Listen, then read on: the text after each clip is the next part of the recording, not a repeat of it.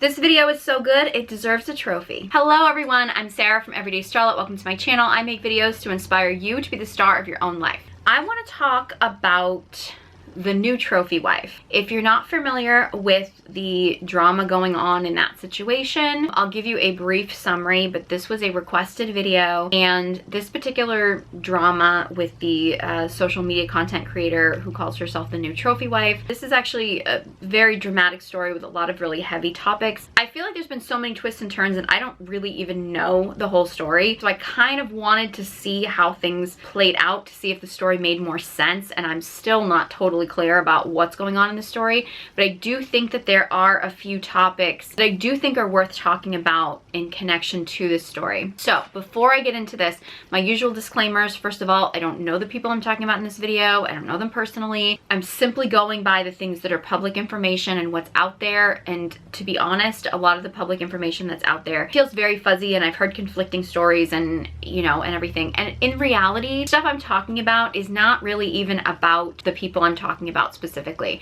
It's actually about the lessons that we can take from people who are celebrities or people with a public image or a public persona, and the lessons that we can take into our own lives so we can have happier, healthier lives and relationships. So just sort of a brief summary of the new trophy wife storyline. So this woman on social media who calls herself the new trophy wife created this social media presence essentially to show people that she went from being a single mom to a trophy wife in less than a year, and she was going to help everybody do the same. And then she ended up making a video basically telling the world that she found out that her husband was SAing her two very, very young daughters. I believe that they're 2 and 4. Very heavy topic. I have a lot of conflicting thoughts about this. For one, I hear very conflicting stories, and even having watched a couple of her videos, I'm still not totally clear about what actually is going on, and I understand this is a very heavy topic, and I also understand why I think that some things should be kept private and should be maybe not public information. It does feel like a violation of her children's privacy to be putting this out there. My thoughts on that are, for one, I hope that the children are safe, and I hope that these children get whatever help they need and whatever it is that makes them safe. I hope they get that. And I think that any person who harms a child should be punished to the fullest extent of the law. And I hope that that happens. And I'm hearing conflicting conversations. At first, I was under the impression that these were daughters that she had prior to marrying this man. And then I was hearing that these daughters are his kids. And I feel like the more I tried looking into the story, the more confused I got about it. So I hope the children are safe, and I hope anybody who harms a child gets punished to the fullest extent of the law. Point blank, period. But there are a few other topics around this story that I do want to talk about because they're more my area of expertise. So I'm going to summarize this from just what I can figure out, is that there was a woman who was a single mother, and she met a man. I guess she was in a living situation she wanted to get out of, and she needed a place to live, and she went out with this guy, and I guess it's my understanding she knew him for a week or was only dating him for a week or something, and needed a place to stay with her kids, and basically kind of talked this guy into letting her and her kids move in with him.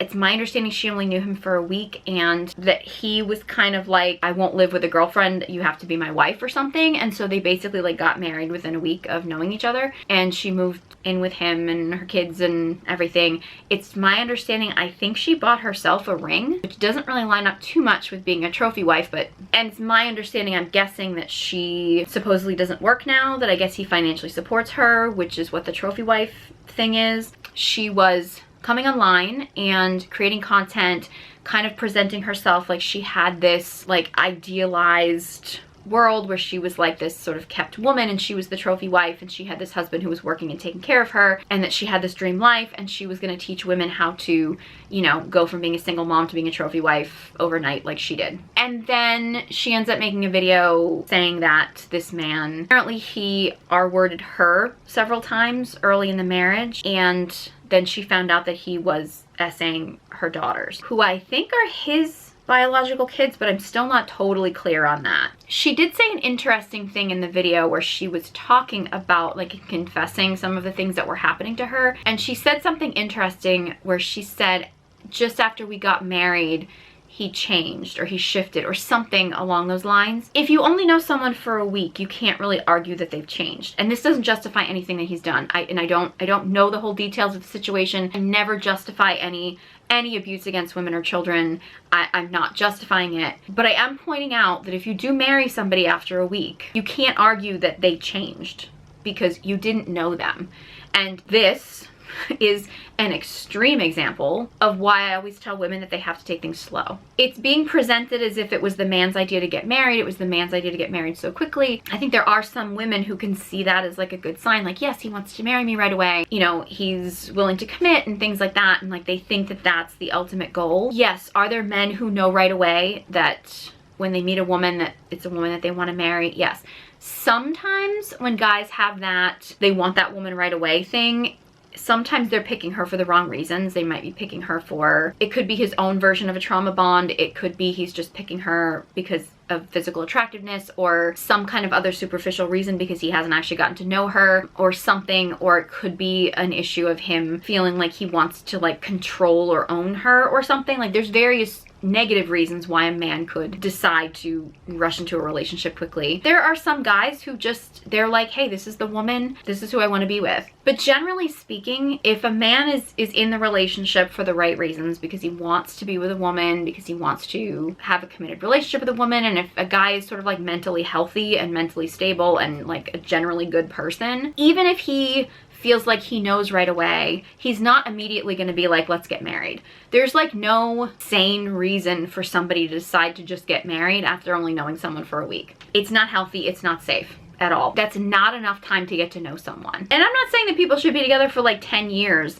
And if you've been together with somebody for, you know, decades or something and they're still not marrying you and they still won't make a commitment, that's a red flag too. But at the end of the day, like, you need to have enough time to see who a person is. And if you do marry somebody and then you find out that they're, you know, a monster, which was her terminology, you can't really argue that they changed, and that's not justifying their behavior, but you didn't actually see who this person was before you jumped in. There are some people who are saying that, okay, if you're just a single woman and you decide to rush into a relationship and you're not dragging children into the situation, you can do what you want, but like, she has kids, she's a single mom, she needs to be more careful. I mean, that's a valid thing to say, but at the end of the day, all women should be careful, whether you have kids or whether you don't have kids. Because especially if you get into a relationship with someone, even if you are a single woman, and then you're gonna have kids with them, you're then putting your own kids at risk that you have with them. So, I mean, I don't necessarily think that there's different standards for a single mother than there is for just a single woman without kids, because as long as there's a chance that you may have kids with this person, or even if this person might be around kids or something like that, like, you still have to take your time and be careful regardless. So while yes, I do understand encouraging single mothers to be careful and be safe and protect your kids and not just go bringing people around your kids that easily and stuff like that, I agree with that statement. But I think as women, we really need to be cautious and really get to know guys regardless of our motherhood status, whether we have kids or we don't have kids. Because it's not like, even if you don't want to have kids and you get into a relationship with a man where you don't want to have kids, at some point in your life, whether it be nieces or nephews or something, at some point in your life, you're gonna be around children and you're gonna want to know what kind of guy this is. So the idea of like, well, if you don't have kids, you could just blindly go into something and be irresponsible and whatever, and it doesn't matter, I don't think that's a good message. But if you do have kids, yes, I do think that if you are a parent, and it's sad that too many times we put all of the protection and safety of the children all on the mother. Ideally, kids would have a father that would be protecting them as well. But yes, if you are a parent, like, you do have a responsibility to protect your kids. Should go without saying. So, you know, getting to know people, getting to know someone, particularly when you have children, before you bring them around your kids is another factor. So the idea of marrying someone, but also having your kids around someone and moving your kids in with someone that you barely know. Is it irresponsible? Yes, absolutely. Does that excuse someone abusing your children? No. I've used this example in a lot of other videos, but one that like kind of takes the like children and violence and stuff out of it.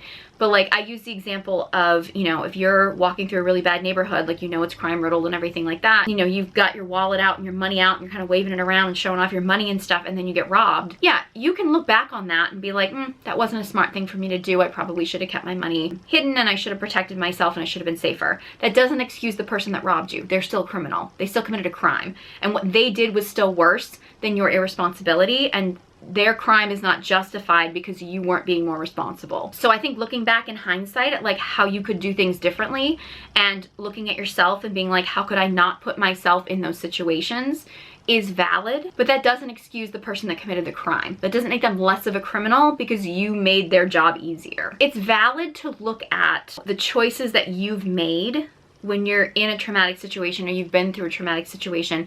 It's valid to look at the choices that you've made so that you can learn how to protect yourself in the future, and to look at, okay, where was I not owning my boundaries? Where was I not being smart about my actions? Like, those kind of things and that kind of like reflection is valid. But you don't do that while you're in the trauma. When you're in the trauma or you're in the dangerous situation or you're in the emergency or whatever, like, that's when you need to get help. For example, say you're doing some kind of like, you know, dangerous stunt or something like that. You end up like breaking your leg. Like, that's not the time to be like, how could I have done that stunt differently? Or like, should I have done that? Was that smart? Or something like that. Like, no, you get yourself to a hospital, you see a doctor, you get your leg set, you get a cast on, like, you deal with the problem.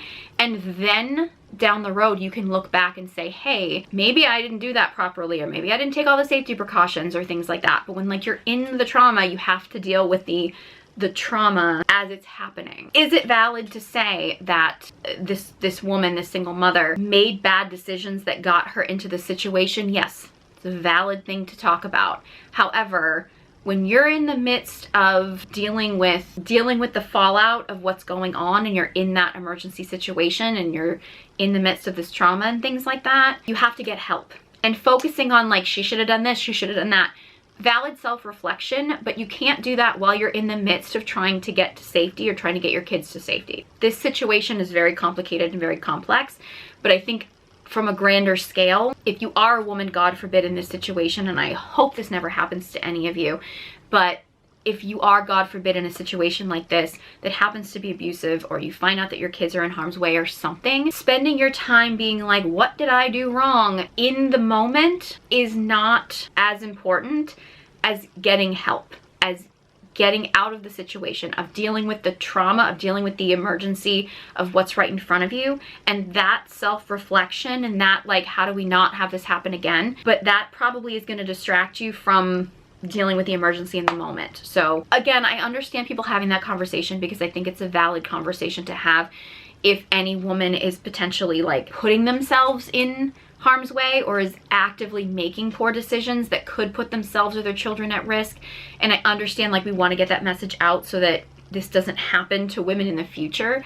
But like, if you are a woman who has gotten yourself, God forbid, into a situation like this, like, you need to deal with the emergency and you need to deal with the immediate trauma right away. And then that kind of like, you know, people call it accountability or self-reflection or whatever, like, has to happen. But it really needs to happen like once you've gotten to safety. This brings up a few different topics that I'm very passionate about, and a few different things that I really want to touch on. For one, this woman, the new trophy wife, referenced, I think initially in one of her like intro videos to her channel and what she was talking about and her kind of telling her story and stuff, she referenced watching a lot of Shera7 videos. If you're not familiar with Shera7, I have a video kind of analyzing Shera7 and her content on here. She's the sprinkle lady. She's the one that kind of is teaching women how to kind of get money out of a man and essentially use men for their money and things like that. Like, that's her message. I think Shera7's entertaining, and I don't think that all of her message is like terrible, but overall I'm not exactly a huge fan of her overall message. And part of her message is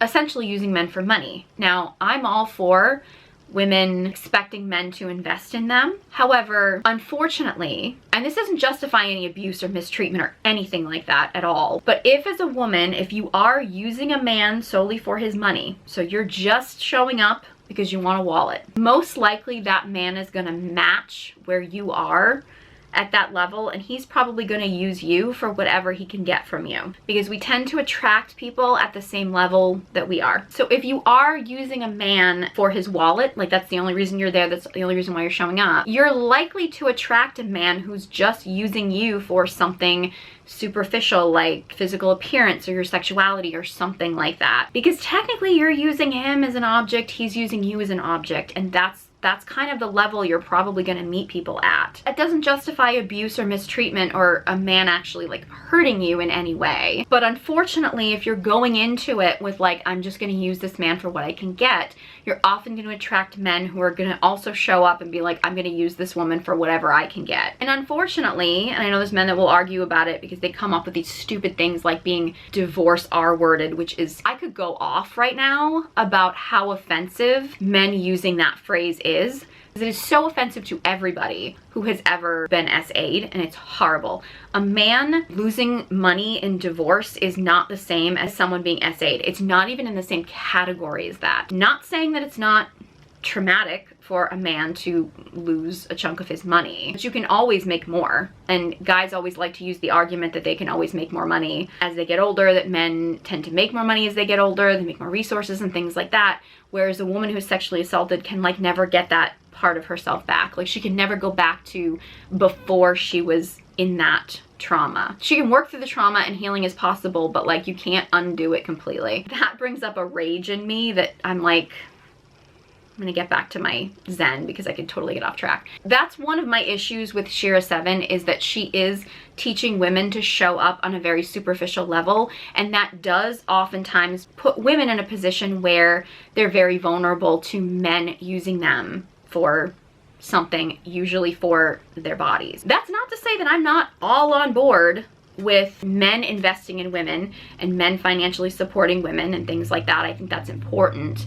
I think men should be pouring into women. I've said this in many other videos. The masculine gives, the feminine receives. Men should be pouring into women more than women pour into them and everything. And that's a whole other topic I go into a lot of other videos. But a lot of people are saying that because the new trophy wife said she was watching a lot of Shera7 and then she ended up in a situation. And a lot of people are saying that, ooh, is Shera7 to blame for that situation? I'm all for social media content creators being really mindful and responsible about the messages that they are sending to people, and I think more social media content creators should be more mindful of the messages they're sending to people. And whether or not we should hold them responsible for the poor decisions that people make, I think is a gray area. However, in this particular situation, I don't really think that you can say that Shera7 is to blame for the situation that the new trophy wife got into specifically. There's a caveat to that I'm going to get into, but I don't watch a lot of Shera7, but based on what I have seen of her and her message, she's not encouraging women to marry a guy after only knowing him for a week. She certainly isn't encouraging a woman to buy her own engagement ring, which it seems like the new trophy wife did. It doesn't seem like the decisions that the new trophy wife was making are actually in line with Shera7's teachings. So it's kind of similar to the idea if, like, I don't know, somebody robbed a bank and then they said that they were watching The Simpsons, and then you can't just be like, oh, well, you know, The Simpsons made them rob a bank. It's like, well, unless The Simpsons told them to rob a bank, like, you can't put that on them, you know what I mean? Like, it's just, it seems like the new trophy wife was watching a lot of Shera7, but it doesn't really sound like she was actually listening to a lot of her teachings. Maybe to some extent, but it doesn't really seem like her following Shera7's teachings is really what directly got her in this situation. The reality is, Shera7 didn't invent the concept of a trophy wife. She didn't invent the concept of a gold digger. Those things have been around long before anybody who's living today. And those concepts will probably be around long after all of us are gone. So Shera7 didn't invent that mentality. She has gotten very successful and very famous kind of teaching women to have that mentality, but it doesn't seem like Shera7's teachings really line up with what the new trophy wife was truly doing that would have led her to this situation. I mean, you could kind of make the argument that, oh, she wanted to be a trophy wife and Shera7 glorifies trophy wives, so, but she wasn't really following Shera7's teachings to get her there. I don't necessarily think that Shera7 really is to blame for this particular situation and this path. I think the fact that she was watching Shera7 has influenced her in a different way that I'll get into, but I don't think it was a direct correlation to, oh, she's following Shera7's teachings and like now she's in this situation. I think she threw out Shera7 just as a name because Shera7's the most sort of popular person in that kind of like gold digger trophy wife world right now. And I think she was probably just throwing out that name for like some kind of association or something like that, or because she wanted to be the next Shera7. And that gets me into another topic. So I think there's a lot of people that are making kind of the leap to, okay, the new trophy wife was watching Shera7. Shera7 was glorifying the idea of being a trophy wife type of thing. So that was encouraging this woman to be a trophy wife. And that's why she chose to marry a man quickly, because she wanted a man to take care of her and things like that. And I'm not saying that's completely like an irrelevant connection, but I don't think that was the actual influence that Shera7 had over the new trophy wife. This was my like gut instinct, and the more I've looked into this, the more my gut keeps telling me this. I believe that the new trophy wife's goal was not specifically to be a trophy wife just to be a kept woman. I believe that her goal was to be a trophy wife, to go from single mom to trophy wife, so she could create online content to try to sell women on how she did that so she could be the next Shera7. So it wasn't Shera7's teachings in how to deal with men that she was really emulating.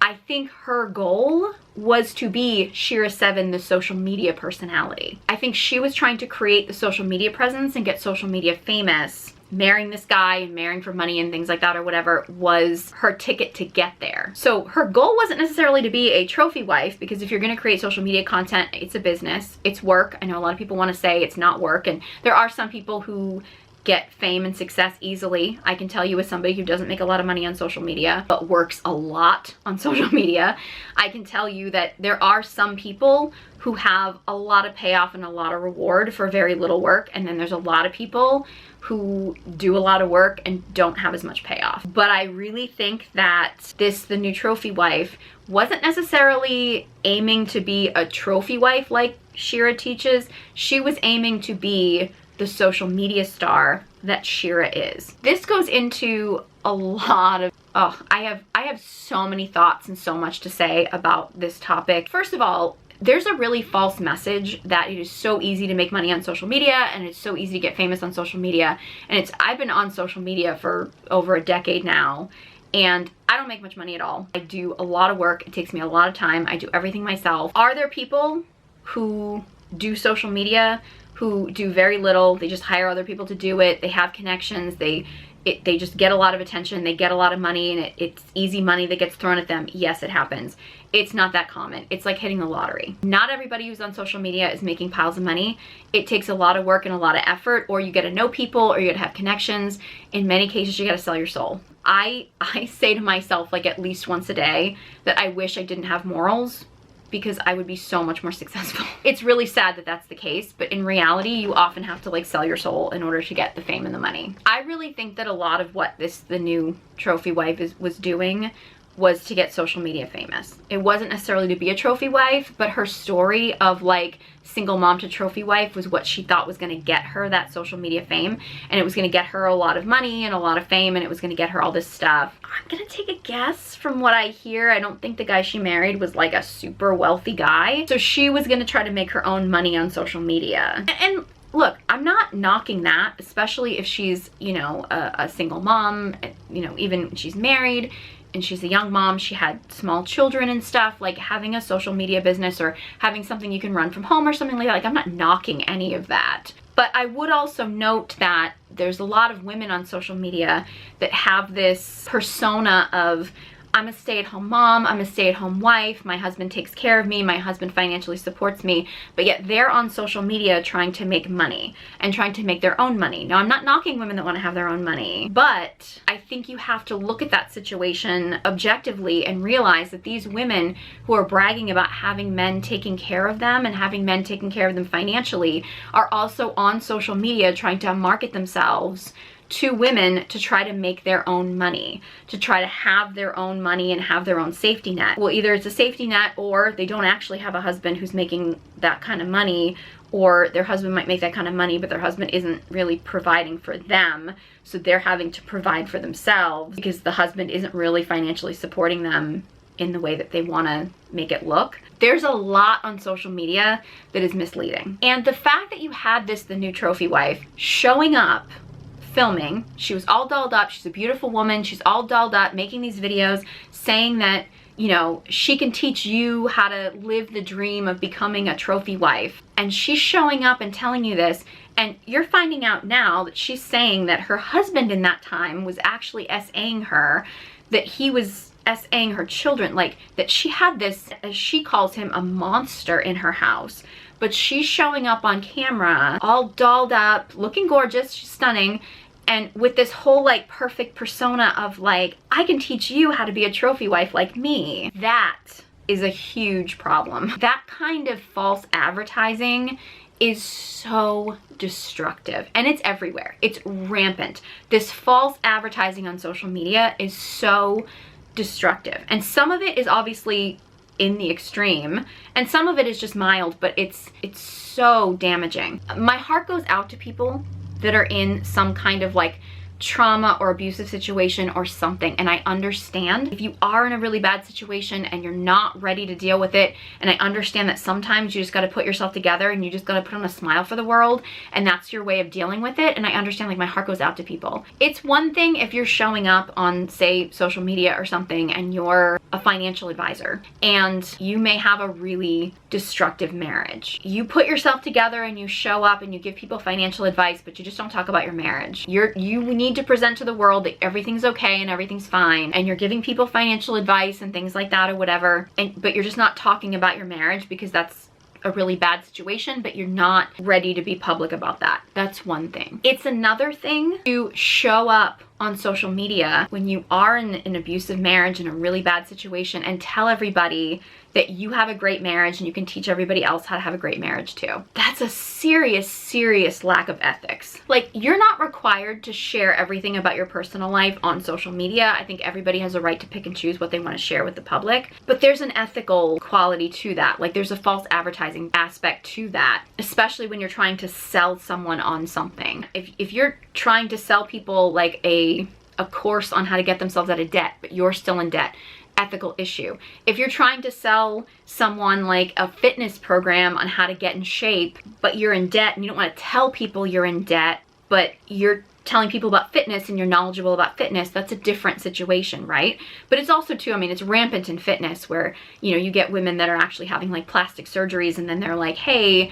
this is how you get my abs, when it's like, well, they got their abs under the knife. They didn't get it in the gym. So that's where you get into ethical problems. And you don't have to tell people about how horrible your relationship is, but like, if you're trying to present to the world that you have this great relationship and then sell them some kind of course or something on how to have a great relationship, it's just like, okay, whoa, that's a serious lack of ethics here. Like, it's false advertising and it's a real conflict of interest. I have a little bit more leeway for people who, like, I understand there's a lot of people who are like couples who just like post stuff on social media that make it look like they're in a happy relationship and then they split and you find out that like they were overcompensating for what they were sharing, provided they're not trying to sell anybody anything, like they're just posting on social media for their own sake, I have a little bit more leeway. But the minute you're trying to market yourself as something and you're trying to sell someone something, or you start getting into that, again, like a sales thing, or you're trying to have a money exchange or something like that,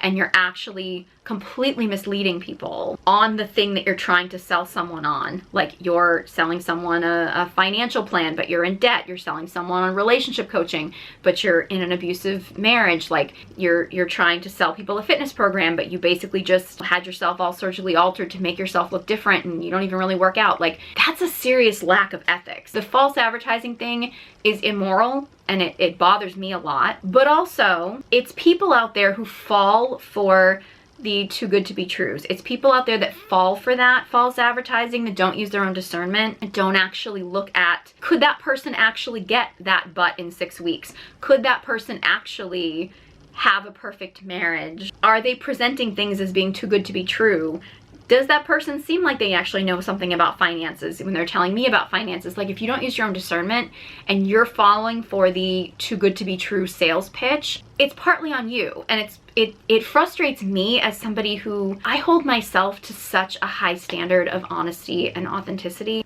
almost to my own detriment. Like, I've had so many instances in my life that I look back on and think, oh my God, if I could have not even lied, but just stretched the truth, I could have had so many big opportunities that I missed out on because I just could not lie. I'm a Sagittarius, so like, I just, like, the lying just doesn't compute. Like, I just can't do it. Like, I don't know if I just swallowed truth serum when I was an infant or something, I don't know, but like, I just can't do it. It frustrates me, full disclosure, it frustrates me that, like, I mean, I struggle financially. I struggle to get more followers. I struggle to get more views. I don't make a lot of money doing this, even though I try to pour my heart and soul into creating content. And it bothers me that there's people that do way less than I do and are lying to people, are misleading people, and they're making millions. You know, I'm still struggling, and, you know, full disclosure, I'm bitter about that for sure. But it's also frustrating because, like, I've fallen for scams before. I've fallen for giving people money that, you know, clearly were not what I thought that they were and things like that. It bothers me, like, knowing that I've lost money in those situations and knowing that other people will too. And it really does destroy the credibility of, like, everybody online who is there. And some people are genuinely here to help people, but oftentimes the people that aren't selling you, like, the too good to be true scams or things like that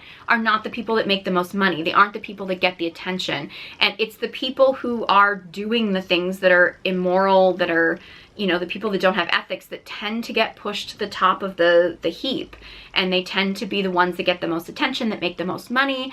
And that actually does encourage other people to do the same thing, to scam people, to put on a show in order to sell you on something. Part of the problem is that when these things get exposed, it causes distrust in everybody. So everybody looks at the situation and goes, okay, so everybody on social media is lying, when it's like, well, no, but you fell for the too good to be true scam. When this person was exposed, you were like, okay, so I guess everybody's lying. But it also does, unfortunately, and I mean, this is probably horrible to say. Unfortunately, like with, say, with the new trophy wife, because we know that she showed up on social media all dolled up and all like, hey, I've got this perfect marriage and this perfect life and I can teach you how to do it too, and was trying to create this whole brand to really sell you on how you can go from single mom to trophy wife and to make money off of this. And then you find out that she was actually dealing with all kinds of drama in her personal life, and the fact that we know that there's a split there, like the fact that we know that, like, how she was showing up isn't truthful to what was going on, whatever it was that was going on. It's hard to trust anything she says or does now. I mean, the children are obviously the ones that lose out the most, but at the end of the day, it's heartbreaking because if this is a abusive situation, if people are being harmed, if children are being harmed, like I hope that they get the help, and I hope anybody, again, who harms children is persecuted to the full extent of the law. It's just when you present yourself as if you're living a lie, and not just because you're ashamed of what's going on, but you're presenting that in order to make money and to market yourself as like this perfect trophy wife and that you have this perfect life, and then you find out that it's a lie. It immediately puts that distrust, so that people are like, well, how do we know what we can believe and what we can't? Because you've set up this lie, and not just a lie to like put on a show to hide the trauma because you were embarrassed by it, but the lie to hide the trauma to profit off of other people. It sets people up for, how do we know what to believe and what not to believe? Because it's not just like, okay, she was trying to put on a smiling face because she wanted to cover up the pain. She was covering things up to try to profit off of other people while hiding the reality. And I get a lot of people that come to my content, particularly men, that will be like, well, where's your ring? Where's your man? What right do you have to talk about relationships or talk about marriage or talk about dating or anything like that when like you're single? I don't get women that say that as much, but I do get women that will say things like, well, I'd really rather take advice from like a married woman or something like that. And I mean, I understand that to a certain extent. However, like, I'm not sitting here pretending I'm married. I'm not pretending I have like a perfect relationship. I'm not pretending that I go on like a million dates all the time or anything like that. I never sell you on that. I don't sell you that I have like a perfect existence and I'm, you know, I have men throwing money at me or anything like that. Like, I'm divorced. I had a bad marriage. It was a short marriage.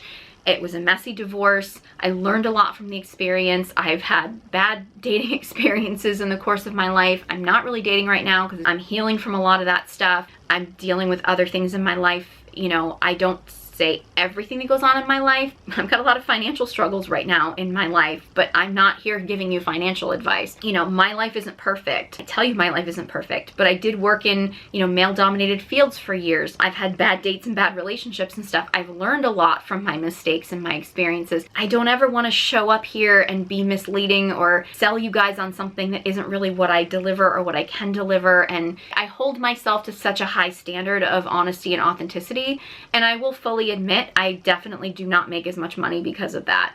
Like, if I were to try to sell everybody on, I can get you a husband, I can get you 100 dates, I can get you whatever, I could lie. And I mean, I couldn't, because I just could not bring myself to do it. I feel like I would literally just like, I just couldn't do it. Like, the words wouldn't come out. But like, you know, a person could lie and sell you a false reality and make a pile of money. I can't do that. But I'm not sharing anything with you that, you know, isn't just stuff I've learned from life. I mean, I'm like a nerd.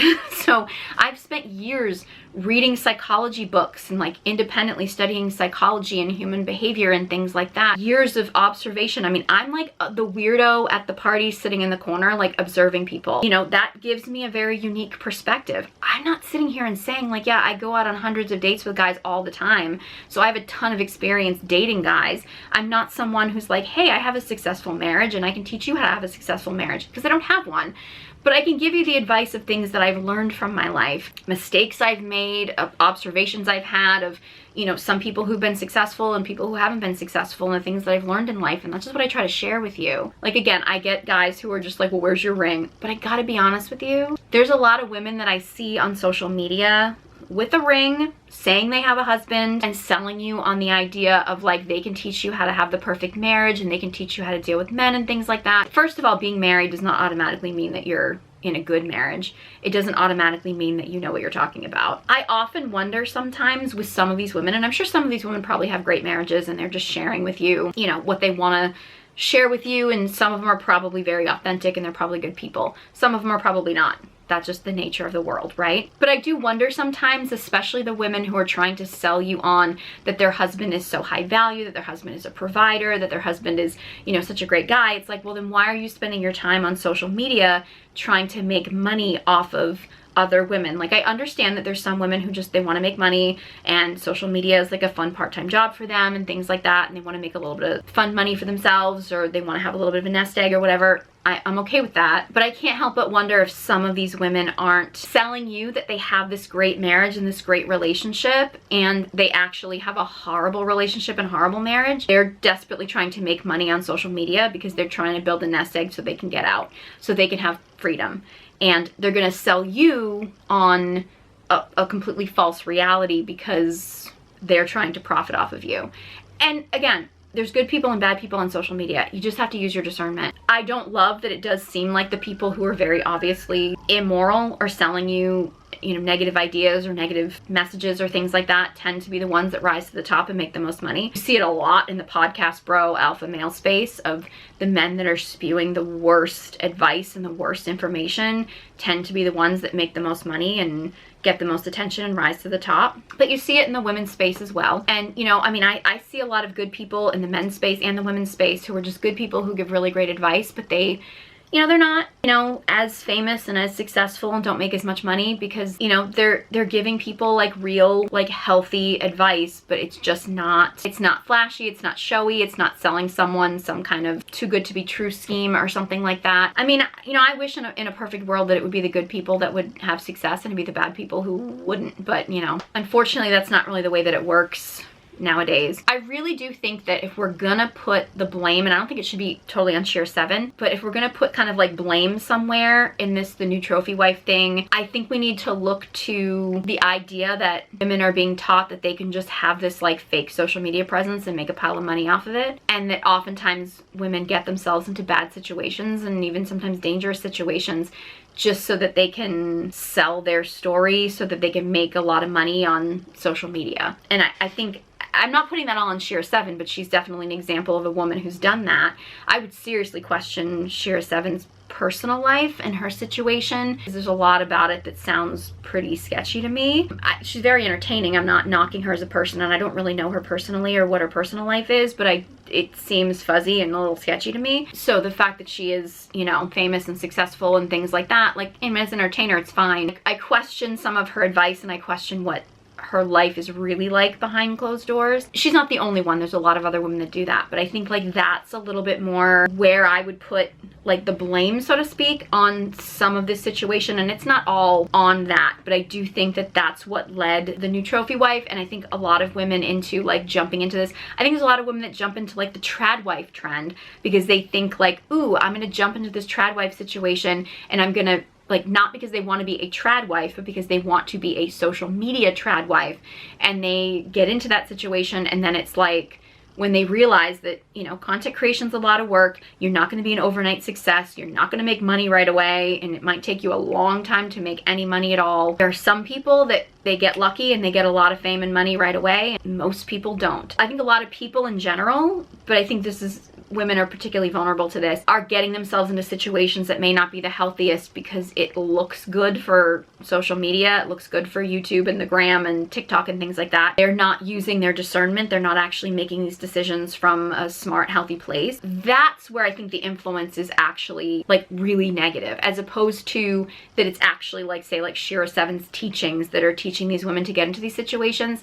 I think it's women trying to be the next Shera7 as far as the social media famous, as opposed to women who are like, oh, I think I just want to be a trophy wife. I think they're getting into it because they want to be social media famous, as opposed to actually like being the trophy wife. And there is a saying that, you know, I don't know who said this originally, but this saying dates back like forever, that, you know, women who marry for money end up earning every penny of it. So we can glorify the idea of marrying a man just for his money, but it often is not the luxury life that it's often painted to be. I'm not saying that you should be married to a poor man, because poor men can be just as awful as rich men. So I think oftentimes in the media we paint this idea, like I've talked about this before in other videos, the media will always sort of paint like the wealthy guy in a movie as being like this, like, you know, evil or boring. He's either like a really bad guy or he's boring. And then, you know, there's the guy who's kind of like poor and from the streets, and he's like tortured and stuff,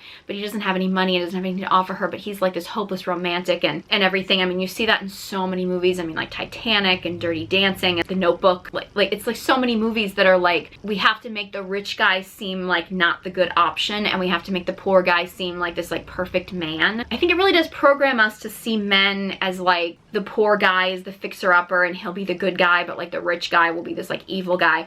And the reality is there are good and bad men who have money, there are good and bad men who are broke, and there are good and bad men that are somewhere in the middle. There's just good and bad people in any area of life. I'm not telling women to go out and, you know, marry a poor guy, and I'm not telling women that they should struggle. I'm not telling women that they should not be expecting a man to invest in them, that they can't expect a man to financially support them. I firmly believe that if you're not at least having a man take care of all of your bills and financially supporting you, then I don't really see the purpose in having a man in your life, to be honest. But if you're just picking a man just because he has money and you're not actually looking at like his overall character, do you have the same values? Does he treat you well? I mean, financial abuse is a real thing, and as a woman you need to be mindful of that. I mean, I'm a big advocate. I think men should be paying for everything in a relationship. I think his money is your money is your money. I'm not saying that I think that women should not have a safety net. I'm not saying that women shouldn't be mindful and have, you know, something for themselves, and I'm not saying that women can't have things for themselves. I don't think that women should put themselves in a situation where they can't survive without a man, but I absolutely believe that men should be paying for everything financially. If you are choosing a man solely because he has money or solely because he can take care of you, unfortunately we live in a society where whoever holds the money holds the power. You have to be really careful with that situation. If you are looking to feel more empowered in your life, whether you want to marry a man with money or not, or you don't want to deal with men or whatever, I highly recommend you check out my guided journals. I have the Dark Feminine Energy guided journal, and then I have the Recovering Pick Me Girl guided journal. The details will be in the description box below. They're really great for connecting with your feminine power, really empowering you whether you want to be in a relationship or you don't. I'm getting a lot of great feedback from people that have these books that they've been really helpful for them, and I love to hear that, because I love to hear that people are actually having like positive changes because of, you know, my videos, my content, my journals and things like that. Again, I have guided journals, I have masterclasses, I have courses. I don't teach you anything in any of these things that aren't things that like I work on within myself. I'm not perfect. I don't pretend to be perfect or anything. You know, yeah, do I show up sometimes when times are tough and things are difficult? Yeah, but I'm not trying to sell you on a false reality, and it bothers me when other people are, because I don't like to see people be deceived. I've been deceived by people online. I've given people money that, you know, turned out to not be who I thought they were and things like that, and it breaks my heart that knowing that people out there are doing that. And it bothers me too that there are a lot of people out there who are doing that, who are making a lot of money doing it, because it kind of makes everybody else look bad, and you know, makes everybody distrustful of anybody out there who's trying to create content to help people. There's so much to the discussion of, you know, not getting involved with a guy too quickly, of pacing yourself, of taking your time, of watching out for red flags and things like that. Not walking into a relationship because you're desperate, not moving in with a man too soon. You know, if a guy does want to marry you after a week,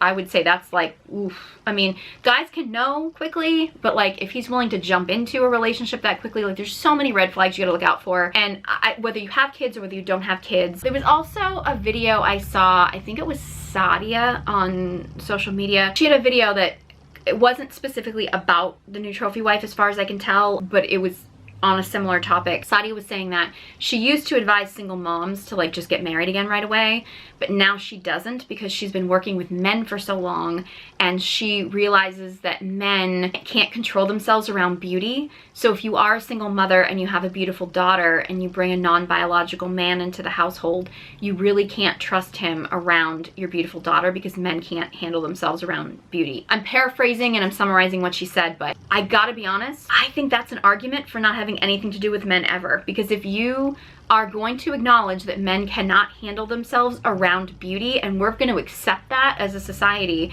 and not expect men to do better, you're basically saying that no woman can trust a man ever. Even if you aren't a single mom, but then you do decide to have kids. I know people talk about there being a difference between a biological male and not, but we do know a lot of men who say they're biological kids. But also too, like, even if he's not going to do that, if you do have kids, their kids are going to have friends around, babysitters, other kids in the neighborhood. If a man simply cannot be trusted around a beautiful woman, that's an argument for women to never have anything to do with men, because you're basically saying that you're never going to be able to trust the man that you're with. I don't think that all men just can't control themselves around beautiful women. I do think that we have created a culture where we've just accepted men's lack of discipline, lack of self-control. We've just accepted men's weaknesses as just being, well, that's how men are, and not ever expecting men to do better. We have a society of just man children who think they can do whatever they want, and they've never grown past being a toddler, so they really can't be trusted, because if they see something, they want something, they just insist that they have it. That's a problem. I think corn culture has absolutely perpetuated this. I think we've created this society where we've just made it acceptable for men to be not trustworthy and undisciplined, and we don't require men to do better. Until men start proving that they're better than that, I would just say don't have anything to do with men. I mean, not to sound so like 4B movement or whatever, but like, I would not recommend being with a man that you can't trust. And if you actually are establishing that men cannot be trusted, then maybe we just, you know, don't marry them. We don't have them around children. I mean, if we're really going to accept the idea that men can't be trusted around beautiful women, we're talking about the new trophy wife situation. We're talking about infants, small children. Like, if we're literally saying that men just cannot handle themselves around beauty, how are men supposed to be like the leaders of the family if you can't trust them? How are men supposed to have like the direction and be the man if they can't be trusted? If a man is so weak, seeing a beautiful woman is going to cause him to throw away his entire family, or throw everything away, or just like compromise the people in his life that are supposed to matter to him, how could he be trusted to be a leader? Like, that's just not possible. And until men heal from that, and it's going to require women to, expect better from men, but men also need to learn to heal from that. I think we're headed in a really bad direction here, and I think this was a heavy one. This was a heavy video with some heavy topics and stuff. Man, it's a pretty sad outlook for the world. So I'm hopeful that things will get better. I have to stay hopeful that things will get better. I really do. Every day, I swear to God, I look at social media and I'm like, I really want to believe there are good men in the world, but the men of the world really have to meet me partway here. I am hopeful, but I do want women to be careful and be cautious, particularly when following people on social media, when dealing with men and everything. Like, please use your discernment.